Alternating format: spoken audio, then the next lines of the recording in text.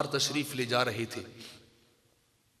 आपकी कुन्नियत मुबारक थी अबुल कासिम, आपका लक़ब था, कुन्नियत थी, अरब लोगों का रिवाज था।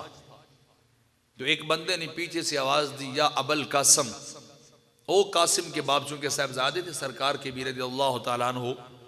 तो सरकार पलटे और पलट के पीछे देखा तो उसने कहा, जी मैंने आपको नहीं बुलाया, मैंने उस अबुल कासिम को बुलाया है, उस अबुल दूसरे को बुलाया, आपको आवाज नहीं दी है। तो इतना तकल्लुफ भी बर्दाश्त नहीं हुआ।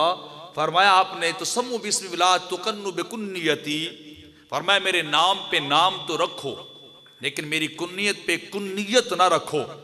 कि नबी जा रहे थे, उन्हें तकलीफ हुई थी और यही बर्दाश्त ना हुई कि ऐसे कलमे बोले जाएं नबी की जात के लिए जो दूसरों के लिए बोले जाते हो, जो अमूमी तौर पर दूसरे लोगों को भी कलमात बोले जाएं और नबी की जात को तकलीफ हो।